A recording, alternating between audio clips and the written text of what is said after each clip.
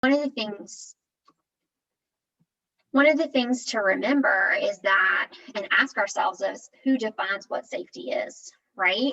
Are we defining that for our employees, or are we letting them define that for themselves? It's a really tricky balance when you're in a leadership role of managing what you feel like is right for the whole and versus what's happening for this one person. And when we talk about individuality and supervision, and that's going to be part of the supervision strategies that I talk about,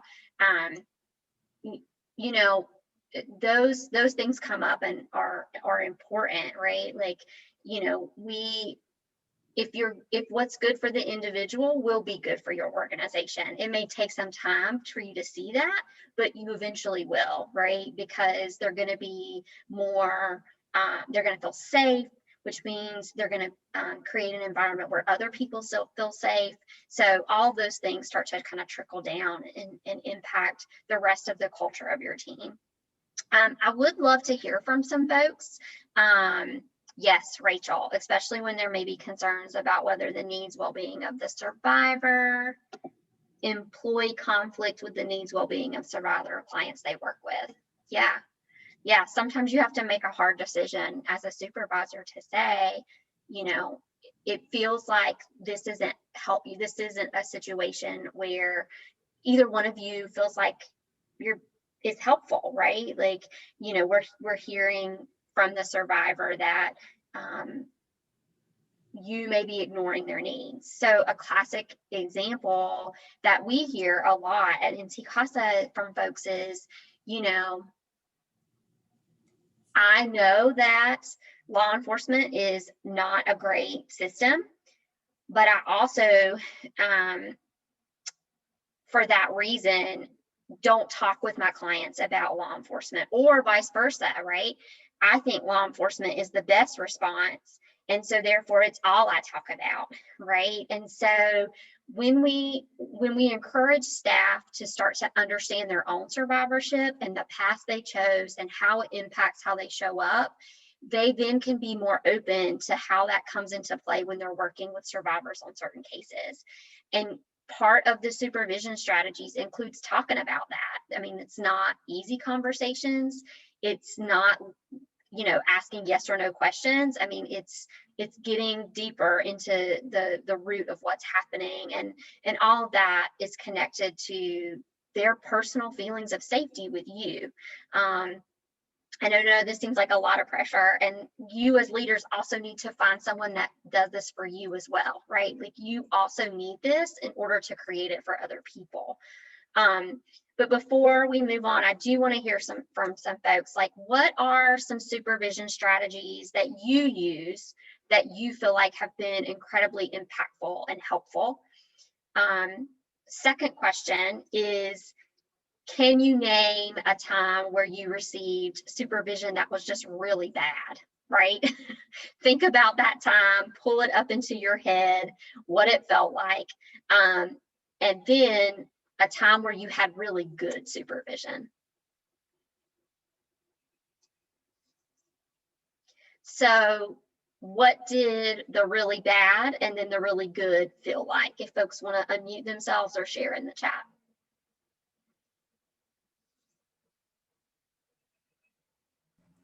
I think in this field, for a lot of us, well, I'll speak for myself.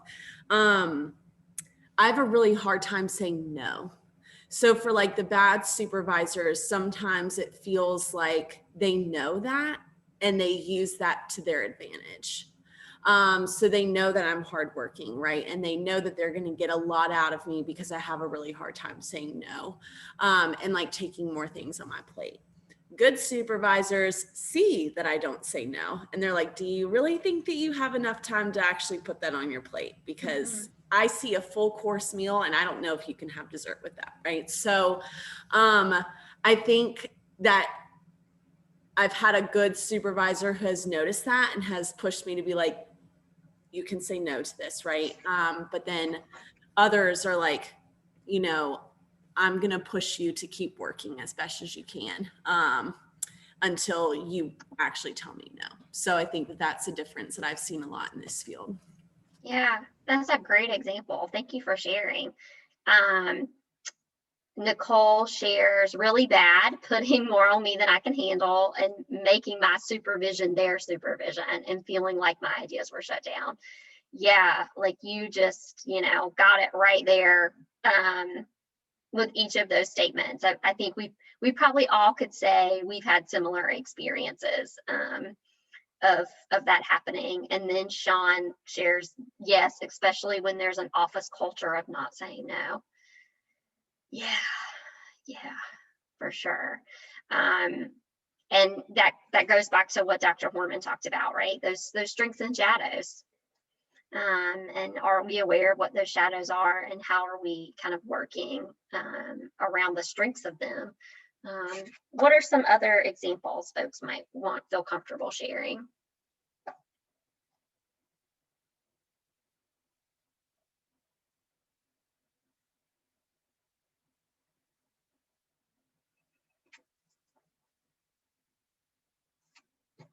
Okay. Well, feel free to put it in the chat if you do come across a thing that you want to talk about, or again, as we start to move into talking about supervision strategies, what are specific ones that you've worked with employees that you found useful? All right, next slide. Okay, so it's important that we have like the same definition of what trauma-informed supervision is. So sorry, I had just a little pain in my back for just a second. It refers to a supervisory process and relationship designed to enhance the knowledge and skills of the supervisee to provide trauma-informed services, right? So this idea that in order for those folks who are working frontline with survivors every day to provide survivor-centered, trauma-friendly services and to create less harm, that those folks also need a space where they can talk about it and get recommendations and reflections from someone who is skilled and understands what trauma-informed services mean. Trauma-informed supervision de-emphasizes hierarchy and power differentials and puts self-disclosure and more emotional responses to client worker sharing in a new light. As a supervisor, your clients are the people that you supervise. They can benefit from a supervision model that incorporates many of the same elements as the practice model that you're asking them to implement with the adoption of trauma-informed care for survivors. Next slide. So trauma-informed supervision sees the whole person, right? Just like we talk about when we talk about survivor response and seeing the whole person for all the experiences and things that they bring into the space. The same is true for your interaction with staff. So you think about the personal or past experience of violence or harm that may have been perpetrated against them. Their own lived experiences of oppression, systematic violence, and racism, any housing or financial instability, health concerns, whether those are chronic or unexpected, and then their current relationships. Are they stable or are they unstable? All of those things are things that you should be mindful of as you're working with staff. One of the things that's also really important, and we have to recognize as leaders, is that sometimes it's more often than not, our organizations have not also been set up to see people fully, right? And the work that we're doing is sometimes undoing those layers and combating those. And so, a great example is we know that a lot of advocates are not paid the way that they should be paid for the work that they do. A lot of programs don't have access to health insurance, don't provide retirement, all of the benefits, right, that we know make people feel safe and stable. And so as you walk into a space, keep in mind, it's really hard to hear from someone about how you should take care of yourself when you're being paid at a level that it would be considered poverty level, right? that's really gonna turn someone away, right? That's not gonna be very open. And again, we have to be transparent. Like, we shouldn't be screaming at someone about how they need to take better care of themselves when we haven't necessarily given them the tools to do that. So it has to come at both fronts, right? Like, having conversations above you to figure out how do you make things better, while at the same time, how do you help people with the resources you currently have to navigate and overcome those circumstances, right? So instead of self-care, it's community care, it's we care. So keeping that in mind as you're having these conversations is super important. Next slide. So trauma-informed supervision looks like, so you turn it into a formal process, not meaning like, you know, each time you maybe do the same thing. That doesn't work for everyone. Again, we want these things to be very individualistic.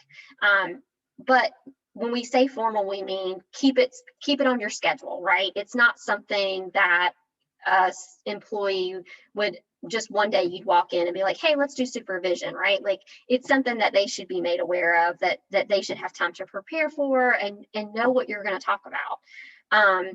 Give examples of what to talk about in supervision. For some folks who are new to this work or have never experienced supervision to the way that you are defining it, you need to talk about that with them, right? Like, what is this time for? It's your time to talk about these things, right? Here's some examples. Here are questions that we'll go through together.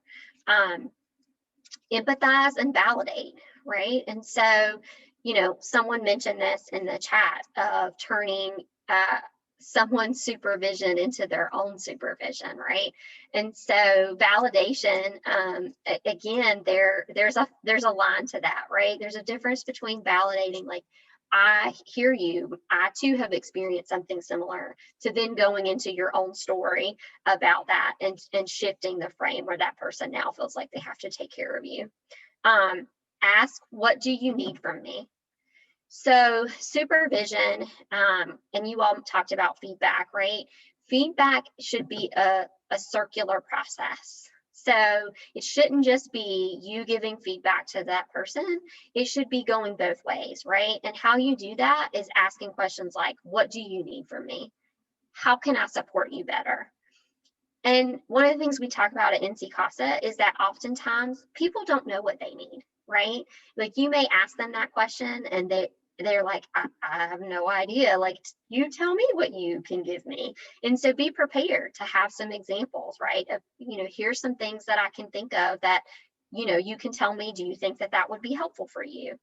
Offer resources, be positive, bond with your staff. I mean, it really is getting to know each other personally. So the first time you sit down with a new employee, I hope that you don't go into a long list of, here are all the HR things, right, that we need to talk about and go over, and here's your employee handbook, and talk to you in a week, good luck. You should be doing both, right? Those things you have to do in addition to really getting to know that person and finding out, like, what makes them happy and brings them joy, so that you have a rapport for when you do have to have more difficult conversations. Again, asking what you can do to help, offer training. You know, one of the things that we talk about is helping people set personal and professional goals. That's our job as leaders, is to help give them the opportunities to grow and move on to something else, right? Like, we're the cabbage patch. You're planting seeds for someone to go somewhere else and do great work. And so we should be constantly thinking of it that way. Help them focus on the why. Why do they show up every day? Why did they choose to do this work? Why is that project super important to them? Those are the things that help keep people motivated. Talk to them more about how they feel and less about what they think. And this is really hard for people. I can say, as someone who never had that experience before, the first time I had someone tell me, asked me a question, I said, well, I think, and they said, I want to know what you feel. And I was like, I don't know what I feel. I don't know what feelings I do have or don't have. I don't pay attention to my feelings very often. That's a hard switch for folks. We tell folks who come to NC CASA, working at NC CASA is hard. And it's hard because we give people the opportunity to show up as their full selves. And that means having these conversations of what does it feel like for you? And if you, again, never felt safe enough to do that, that is freeing, but also really terrifying. And so it takes a long time to get used to it. So asking them like, how does this make you feel, right? Like, we're going to move forward with this particular project. How do you feel about that? And then again, using your check-in agendas. So we'll send out some templates from the Management Center. It's what we use at NC CASA. I know it's been shared among some other agencies and programs, but the Management Center we rely pretty heavily on, and all of our staff goes through their training when they come on board. Next slide. And Rachel, I saw you had a comment. Yeah. So several of the employees I supervise say, I don't know most of the time that I ask that question, but because I ask every time, they've begun to think more regularly about what they could bring as an answer, and sometimes have really meaningful answer. It's a cumulative effect that's mattered for most of them. Oh, that's just so perfectly said. Thank you, Rachel. And I just want to add into that. I know and it's true, a lot of times questions like that, because I think your employees aren't really sure how much it's safe to reveal sometimes, particularly if they're newer to the organization and things like that. They aren't really sure, if I say this, I'm going to come off as unprofessional. And so that could be, and so Rachel, I think absolutely right. You just keep asking the question, and as they become more comfortable, they're going to open up and really kind of share more about what really is on their mind. One thing that I've started using during the pandemic when we started having meetings by Zoom was the Zoom whiteboard feature. And so for some folks, writing it and sharing it that way rather than saying it can be easier. So just an idea as well. Moving on from that a bit, sort of, is type of strategy to use. Some of y'all may already use in your agencies. It's called motivational interviewing. And so this kind of came really out of the counseling world, but it really can be incredibly useful in a lot of settings. And I think it's incredibly useful, particularly in supervision as well. So here's kind of and so you don't have to be formally trained in motivational interviewing to kind of use some of these strategies in supervision at all. And there's there's a link in the resources at the end that you can learn more. And there's a lot of stuff online if you really kind of want to learn more about these techniques. But so here's kind of so motivational interviewing is particularly useful when you're working with an employee that maybe needs some improvement in some area. Maybe the employee has a barrier in the workplace that keeps them from kind of performing at a higher level. And so that's really where these techniques can come in very well. So sometimes these kind of more challenging conversations when you have to tell your staff member, hey, I'm not totally happy with this aspect of your performance. Let's work together to see how we can improve that. So kind of the first thing is really, of course, certainly is listening. I always tell folks that if in supervision, if you're doing most of the talking, that's wrong. You're doing the wrong thing right there. You really should be doing more listening than talking, quite frankly, in supervision with that. But you really should be listening kind of for the staff member's desire for change in that, which may come out kind of in different ways.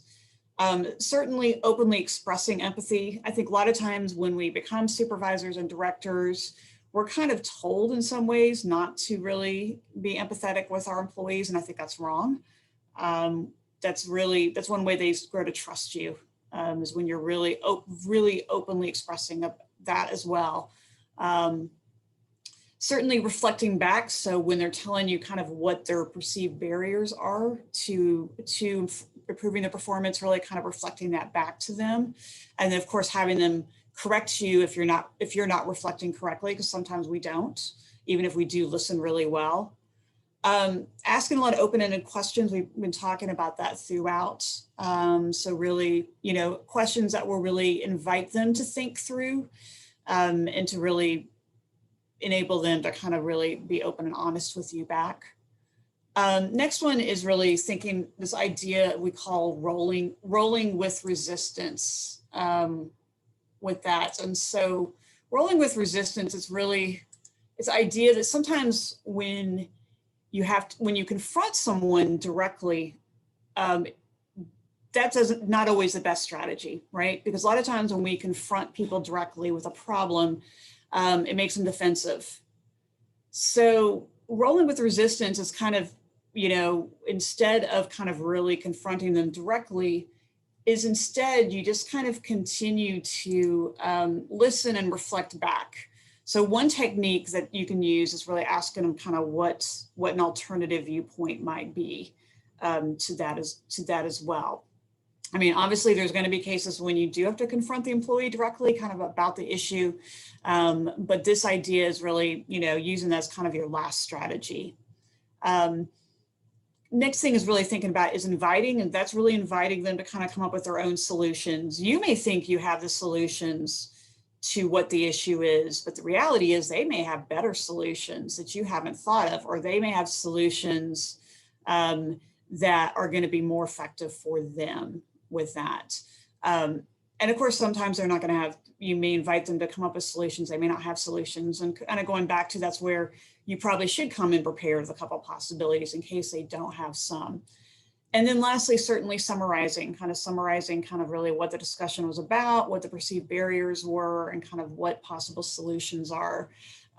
Going back to kind of what we talked about earlier is thinking about kind of going back to principles of inclusive design. When you summarize, sometimes it's good to do that both verbally and also do that in a written format as well. So they can read that again and reflect, but also that can also kind of help with the communication as well, because some of us really do take in information better in written form, while some of us take it in better orally with that. So it's just kind of a really brief introduction to motivational interviewing. I would just say, if you're interested in this topic, there is a lot of good stuff to read up about it. I can also make some other suggestions later as well. Okay, next slide. Okay, and so thinking about motivational interviewing is just, it really does fit. These are techniques that fit in really well with trauma-informed care. It really is ultimate about collaboration, empowering your staff, but also giving them autonomy to come up with those solutions, with those ways to try to improve their performance as much as possible. Okay, next slide. Okay, so one of the things that you all brought up, which I think is really important, and one of the things that Melinda mentioned when we talked about using MI techniques in particularly giving feedback, is that feedback can be triggering, right? And feedback can be triggering for a number of reasons. It could be the tone that you're taking. It could be certain body language or mannerisms in that are showing up for you. It could also potentially have nothing to do with you, right? And who you are. It may be something within them that has, again, been activated. And so they're not going to be able to hear you. And so when we say timing is really important, this is a great example of that, right? That the timing in which you give feedback matters. So if you are picking up and really listening and hearing that the person you're talking to is in distress, and you can see maybe they're shut down, their eyes are glazed over, they've fallen really flat, they're quiet, continuing that feedback could potentially cause more harm, right? And so being very mindful and intentional and saying, it may be that you're upset right now. I don't want to make any assumptions. If you are, I want to invite us to be able to take a break. We can talk about this at a later point. I want to give you some time to process what we've discussed so far, so that you have the opportunity to also tell me how you're feeling and how this showed up for you. I know I'm very much a reflective person, and so for my own self and triggers, conflict, like it feels like conflict sometimes. And so I immediately shut down. And so what's helpful for me, again, to Melinda's point, is you put it in writing, and I have the opportunity to come back to you and say, hey, can I talk about what we discussed last week? Right. I've had some time to reflect, and here are some things like I agree with and own, and here are some things that I don't agree with, and I want to kind of process together. And so having a safe space to do that. So one of the things that we talk about in our work is that vicarious trauma, it's not if, it's when, right? And so you can never truly prevent vicarious trauma. It is a hazard of our job. But there are things that you can do to minimize the impact, right? And a lot of this that you can do for yourself as leaders to model that behavior, but also walk people through how to do this for themselves. So first thing is self-care strategies. And I'm not talking about, again, telling them to go take a bubble bath, or, self-care is how they identify self-care to be. For some people, self-care may be, I need to pay my bills. So I need to take 30 minutes out of my workday to pay my bills online. That feels like self-care to me, right? Or I need 30 minutes to go to the grocery store because I've been on call for 2 days straight and have had multiple hospital responses, and I have no food left in my house. So it doesn't have to be this capitalistic version of what we have started to define self-care to be. It really should be what that individual finds for themselves. And folks shouldn't be penalized for asking to take it or need it. It should be considered work time, right? Like that's part of what they need to be able to do their job. And so asking folks to only do these things during off hours is just not realistic. Strengths and supports. So helping folks identify, what are the things internally, but also externally that are helpful to them. So it's the same thing you would do with a survivor, right? Like when you're talking with them about building a sense of community. So who can they talk to about this? What are the things that they enjoy doing? What are the things that they're really good at and that make them feel confident and proud? Maybe it's spending some time on those tasks so that they can start to feel whole again and that their cup is full, instead of doing a task that one they just despise, which for all of us I think is paperwork, and we can't never get away from paperwork. It's our reality. But giving people the opportunity to think about what they're really good at and how do they bring that into the organization. We talked about goals already, so helping folks be able to create both professional and personal goals. Building in a training into your budget is really important. Yes, all of our advocates are required to have 20 hours of training by the Council for Women each year, but it's also just really good for folks to get out of the office. I know the pandemic has not been a great example of that, but to have time away to be with their peers, hear other ideas, and come back feeling more refreshed and reassured in the work that they're doing. Talking about their current needs. So, sometimes it's as simple as like, I really just need a desktop calendar. Like I'm struggling to keep up with things. Like it would be helpful to me if you bought me a desktop calendar, which I know seems really small, but I've worked at agencies where budgets have been a major issue, and things like pins or anything like that seem like a big ask. Like the employees all knew it, and so they were terrified to say, hey, we're out of pins, instead of going and buying their own. Secondary traumatic stress scale score. So when we send this out, we'll send a link for you all to see this, but this is something that you can do with employees where they can go in and rate how the symptoms that they're having that would show up as secondary traumatic stress. And they can do that on a rotating basis whenever they feel like they need to check in to see is there a decrease happening in using some of the skills that you're talking about with vicarious trauma minimization. And then review it on a regular basis, right? checking in. Don't just assume that folks are following a self-care plan or a safety plan. Checking in with them to say, you know, is it working? Is it not working? Are there modifications that we need to make? You know, one of the things that Rachel talked about was this active stalker situation, right? Which is a different kind of safety plan, but we would treat that as a high urgent need, right? As we would constantly be assessing the safety plan for that stalking situation. The same thing would be for your emotional safety. We should also constantly be checking in around that. Next slide.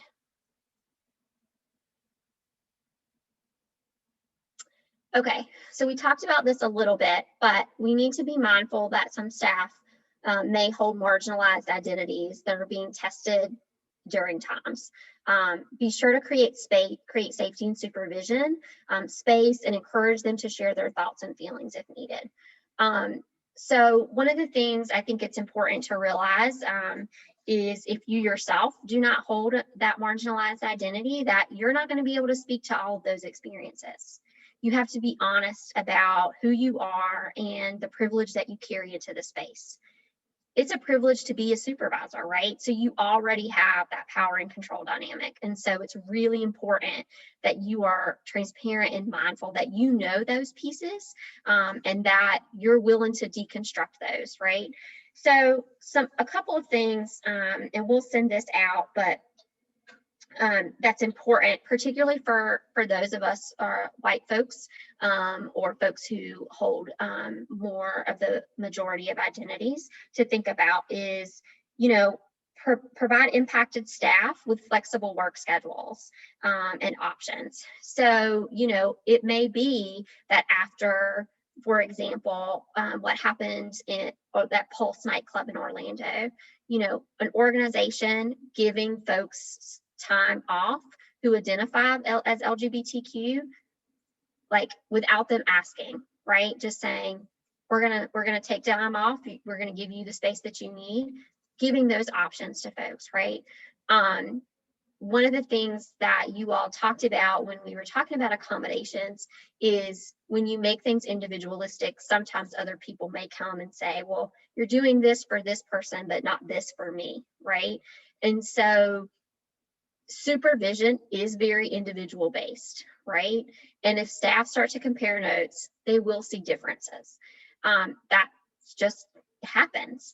The most important thing is that while it's individualized, it's equitable, right? So you're still focusing on the equity piece, right? And that you're applying that to all the folks that you work with. Casey, I saw you posted something.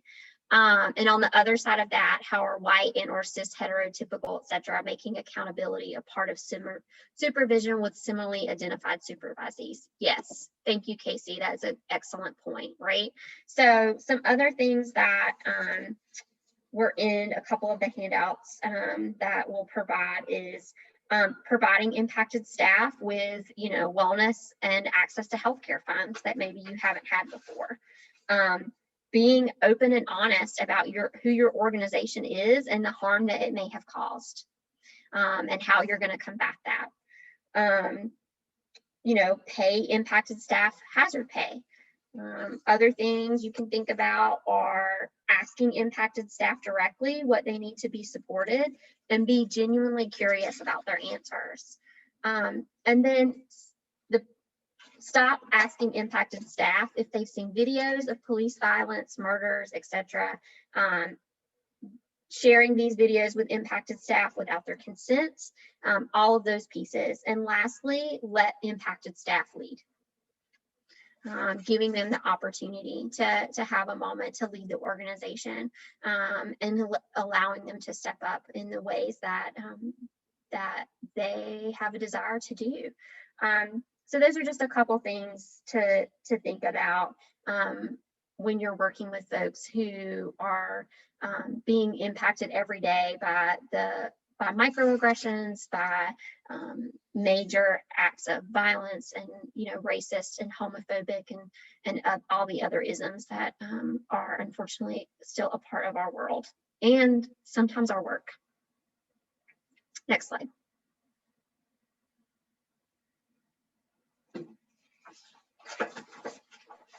Sorry, you know, after a year, I still also forget to unmute myself, so I think it will be never ending. Going back to thinking about this whole idea of workplace safety, because we know that we may have employees who are currently in abusive relationships, have been in an abusive relationship, or have a stalker or have had a stalker. And again, I think a lot of times we just assume that because of the places we work, that they are all safe places. And of course, I work in a very large place here, and we certainly have a lot of focus on this because also for those of you who live outside the Triangle, UNC Health, we've actually had over the last 20 years, we've had 2 employees murdered by their ex-partners at work. So this has been a big focus for us for a number of years. The most recent one was actually less than 2 years ago with that. So I think this is something that no matter what size your organization is, to spend some time thinking about if you haven't already, as yet another piece for making all of your staff, survivors or not, feel more safe wherever they are working. Okay, next slide.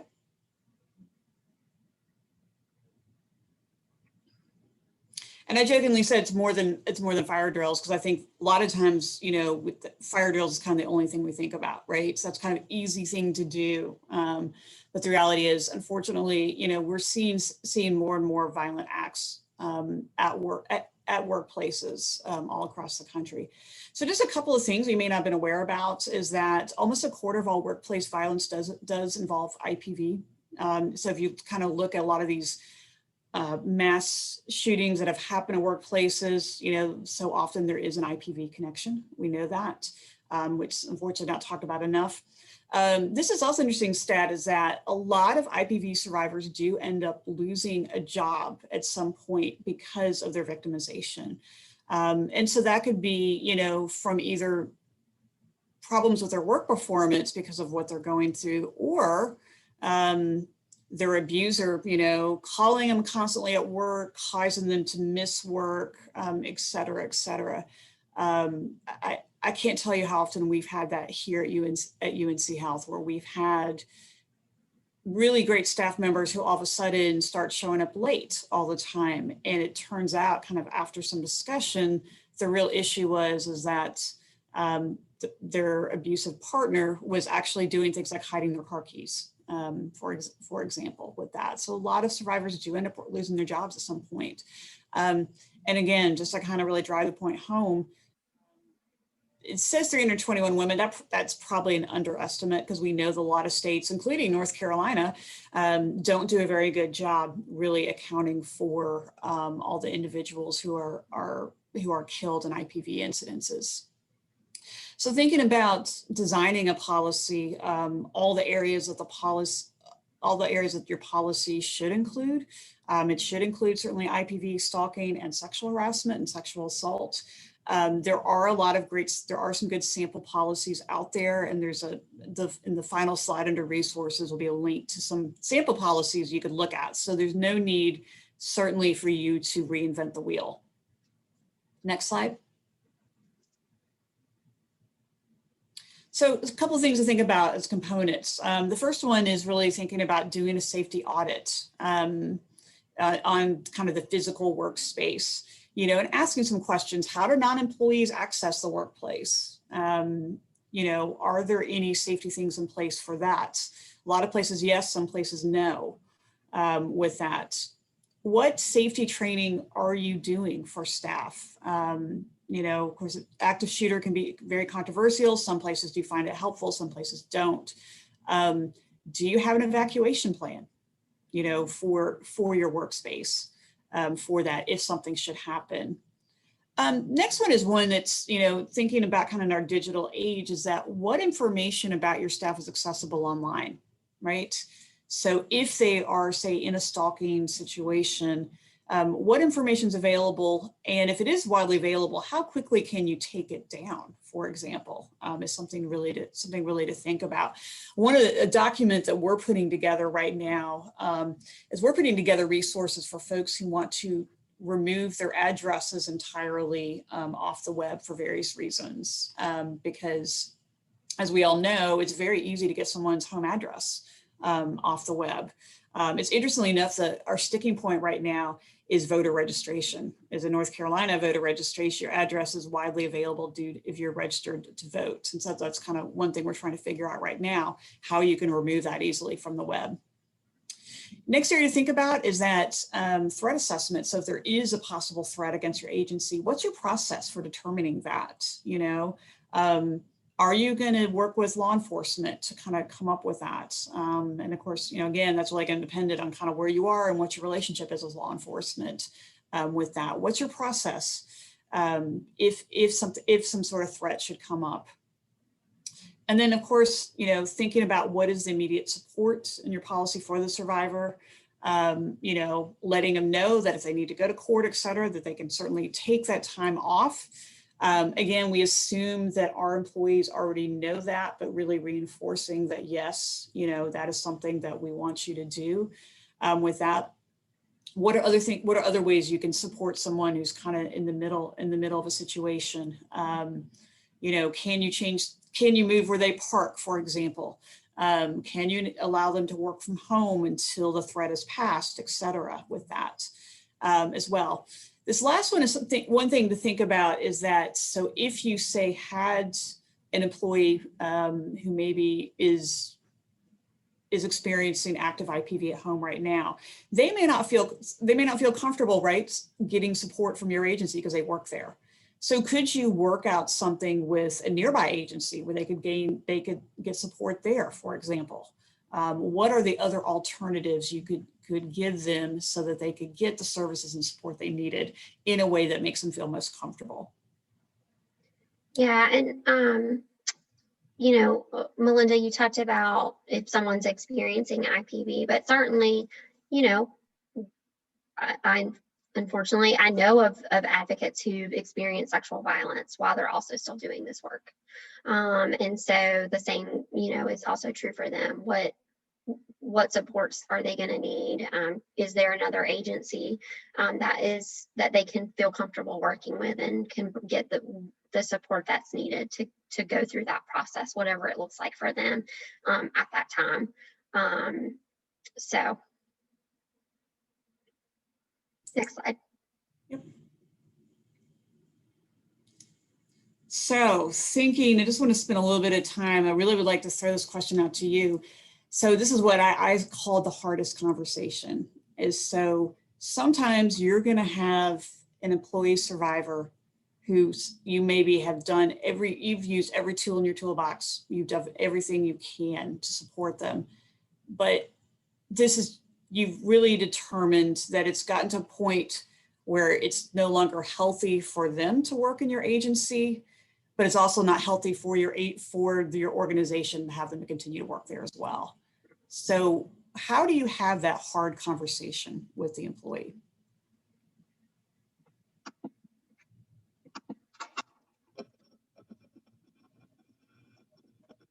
Was that a question to us? Yes, sorry.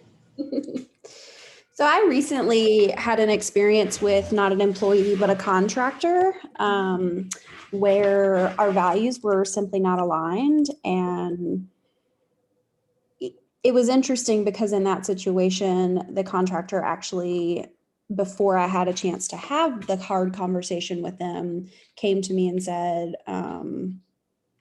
in an email that they didn't think it was working for them either. So it was like getting to that point was happening at the same time, but actually finding closure in that situation and communicating the things that still needed to be done and, you know, what actually happened and what went wrong with the entire situation was the part that ended up being hard.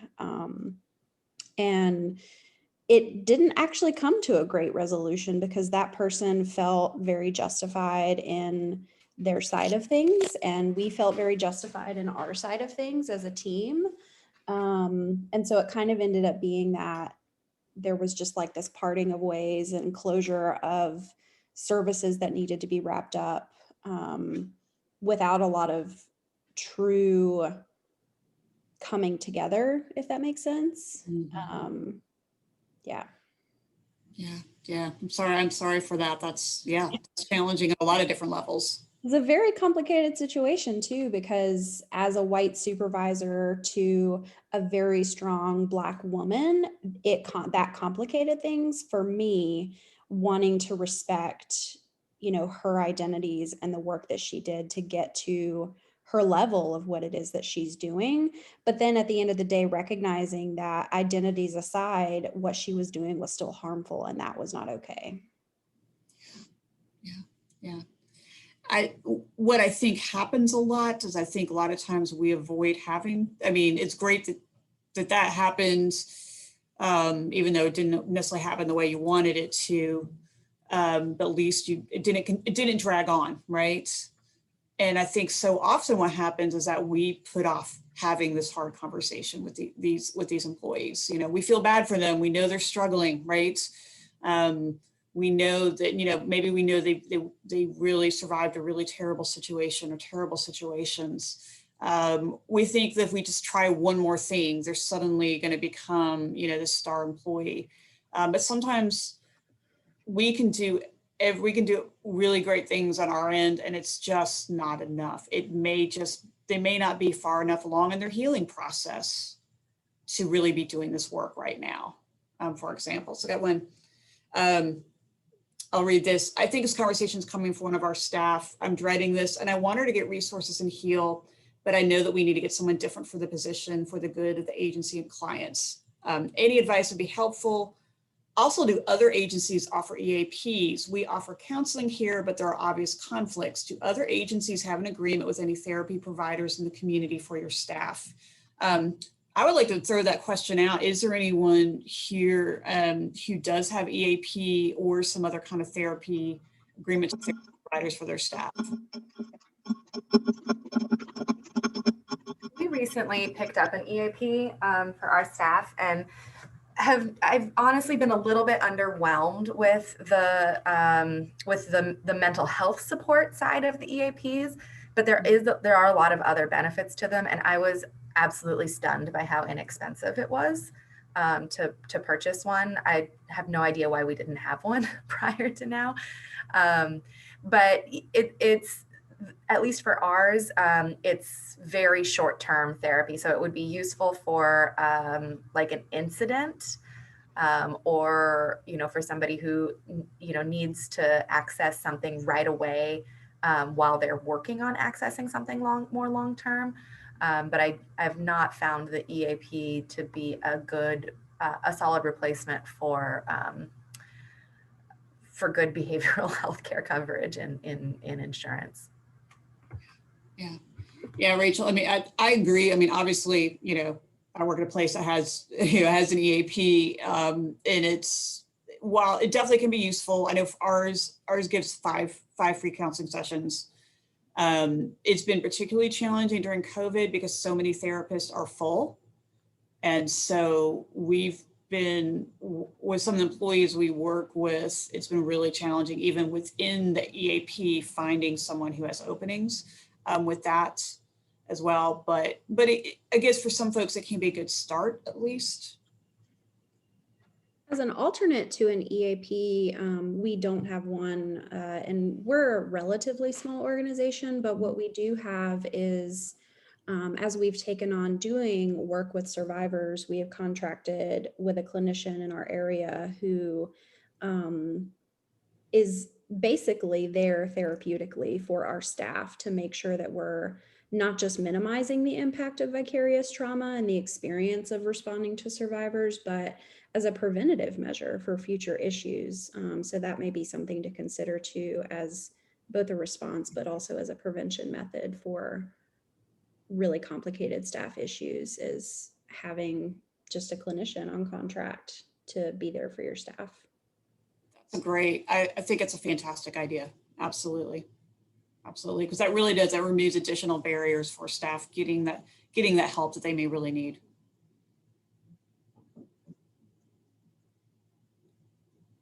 Others, anyone else have any words of advice for someone who's getting ready to have this conversation with a staff member? Hey, this is Nicole. I'm the one that asked the question. Yeah. For the person that just said that you contracted with a clinician in your community for staff, does your agency pay for that? We do. Wow. Okay. We do a lot of things very differently than a lot of nonprofits. That sounds great.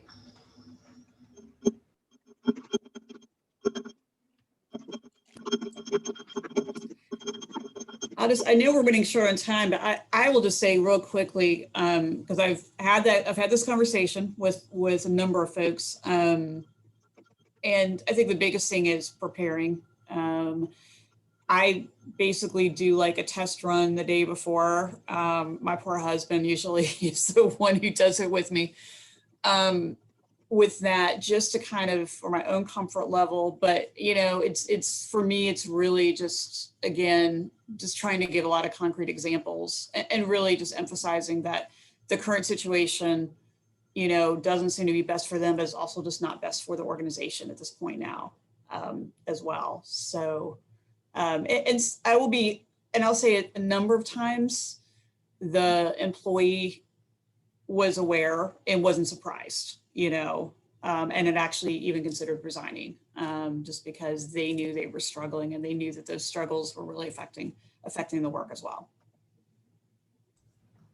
And I think the advice I would give based on the experience that I shared was just the importance of being both tender, but also really honest about the situation.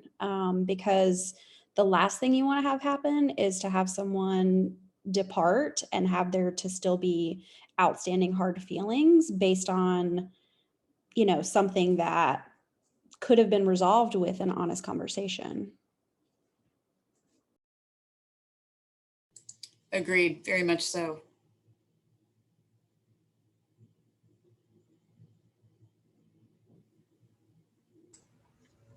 So any other last closing thoughts on that point? Melinda and Deanna, I had to be pulled away. We've got several staff out today, of course. It's really bad timing. Did you guys say you were going to share this information or share these slides or what? Absolutely. Okay, awesome. Because I have a clinical supervisor. She supervises a lot of people. And we had this conversation. I think she'd really like to see this too, if that's okay. Oh, please share away. Okay, awesome. Thank you. All right, let's go ahead to the last slide. Sorry, I was laughing at what Rachel put in the chat. I just read unrestricted funds and love with accountability as a sentence. So I was talking more about, to Casey's point about being tender, but also direct. So, at NC Casa, we talk about love with accountability, and there's a book and, all the wonderful things, but that made me just giggle to myself. Thank you, Rachel. Yeah. So we're leaving you with, and we're actually going to send out some other things as well, but this is just kind of real quick, a couple places. If you're not familiar with Futures Without Violence, fantastic organization, but they put together Workplaces Respond to Domestic and Sexual Violence, and that website is chock of all kinds of great resources, really thinking about kind of planning for safety in your workplaces. Or also, I know sometimes you may be called on to advise local businesses around these issues as well, and that's a great place to send them to. There's also a whole guide to trauma-informed supervision that I highly recommend. It's put out by the Pennsylvania Coalition Against Rape. And then the Survivors Toolkit is also looks at kind of some legal aspects, even though it is designed for California, because as you can imagine, California has a lot more protections for survivors than North Carolina does. There still are some kind of useful pieces from this. There's also the Manager's Handbook for Handling Traumatic Events. I've actually used this, unfortunately, in my work before, but also some good tips as well. And then this next one is actually, again, it's going to give you some more guidelines for prevention and management of vicarious trauma. And then last one is just one great site about motivational interviewing to check out if you're interested. I guess, do we have time for a few questions? Yeah, okay. Yep, we've got about 10 minutes. Okay. For whatever folks want to talk about. But Anna, if you want to drop the evaluation in the chat for folks who want to take a longer break. The next thing will be at 3:15, and it will be back in the virtual ballroom, and it is for our member agencies. It's our spring member meeting with Ty from Engaging Voices for our storytelling process. But yes, and even maybe not even questions, just conversations with each other. So it doesn't, I feel like we did a lot of talking at you, and now we'd like to talk with you.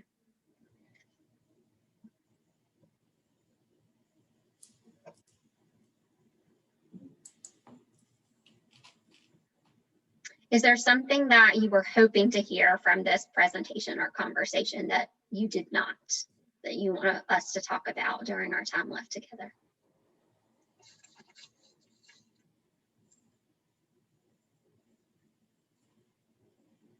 Or is everybody all zoomed out? I don't know about not hearing. I'm sure there are some things that I didn't get to hear, but I like the topic. I appreciate the topic, and I know that, and I appreciate the fact that you guys address that. You know, we really do try to meet people where they are, but sometimes you do have to, you know, you do have to end the relationship and hope that they get help. And so I'm glad that you addressed that. I have a question for you all. So one thing that has been a contention point in the past for our agency has been making a determination around how, when, or if survivor employees can access events or resources or things that healing spaces that we're creating as an agency, such as support groups, support style workshops, and that sort of thing. So do you all have any thoughts, advice on navigating that? That's really tricky. So the first thing that I felt was, how would the client survivors be able to differentiate between what that role was of that person, of whether they're there as a survivor or they're there as staff? So that's the first thing I felt like, kind of not uneasy, but just like, I don't know how this dynamic would work. So that's not really an answer. It's just like, okay, something to process and think through as one of the things that could come up. Others? Yeah, my reaction, I just find it really interesting that the staff member is comfortable with that. You know what I mean? It seems like to me, an awful lot of staff members would be like, oh no, I'm not going to get services from where I work. So I'm really surprised by that, just personally. Yeah, I mean, as a compliment, it means that whatever you all are offering to survivors in your community, they obviously feel like is really impactful and helpful. And I would be curious too, is it the sense of community that staff person is looking to fill by being in that space with other survivors, or is it the service itself? You know, what is it that is drawing them to that piece? Also comes up for me. I guess one other thought I had was that if it was an employee accessing therapy services, I could see some funders having an issue with that, which not always should be your only consideration, but it's, you know, always a consideration. Yeah, well, and also the therapist also potentially having some conflict with providing therapy to a coworker. Oh yes. That's a whole other thing. Whole other thing, yeah. No, so it's mostly been around our support groups, and you know, where I've landed on it has been that it has been to amplify some of the to kind of make a distinction between our closed groups and our open workshops, which are more like one-time spaces, but you can go to many of them, and you're often with the same community throughout. And I actually really think I love that's a space that's designated as open to anyone from the community, whether you are a client of ours or not. And that includes our staff and our volunteers. So there is a place where staff and volunteers can go and can go not as representatives of the OCRCC, but also as community members who are, also invested in their personal healing and doing that with empathic witnesses around them. And that's held up. That's held up pretty well. We've had some folks who are interested in specific support groups that we're offering that they weren't able to find similar groups nearby. So that's the one that where we've said no to the closed groups, particularly because of that, being able to make that distinction, and because of that dual relationship that can come up. If it's somebody who is an advocate and one of their clients may also be in that space, and then after that, they then go and have a meeting about their advocacy path. So we've said no to those groups, but yes to the workshops. I just tried to create more of those so that we're creating more opportunities for folks in the community who may not be enrolled in ongoing services to come together. Yeah. That sounds like a great compromise to me.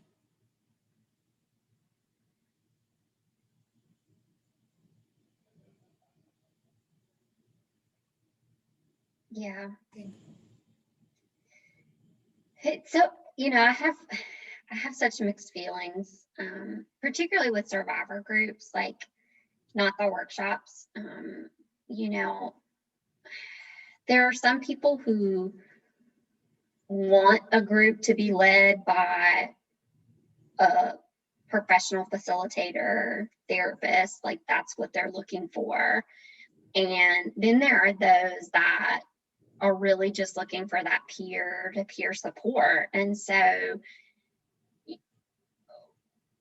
it's hard because I've seen agencies move so drastically to, the only offering the therapeutic facilitated support groups and not having a space where it really is survivor led, and staff really doesn't play an active role. They're in the space for support, but they're really just kind of there in case folks need something. But the survivors themselves are leading the conversation and guiding one another. And so I say all that to say, like, I can understand why a staff member might be like, that's a group I would want to be a part of, right? That is more of this peer-to-peer led piece, and how hard that can be, and how hard they are to find, because so many people have moved to more of a therapeutic structured model. I think that was the point I was thinking about, Deanna, was, is it the only thing accessible to them? And is that why they're looking for that? And if so, as a community partner, is that a gap that a trusted community partner could help you fill?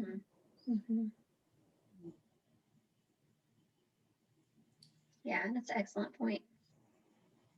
For sure. And there, it's not the same as in person, but there's also a lot of online community support that folks can find and have found useful, particularly during the pandemic. But yeah, that's kind of what came up for me, is like, maybe they're wanting that sense of that peer-to-peer connection, which we know is really impactful in people's healing journey. So it's a great question, Rachel. The joys of supervision, right? And having to make the tough decisions. It's never easy or fun. I'm listening to two of mine laugh in the next office right now. Well, that's a good thing. That means your office culture encourages laughter. Yes. So.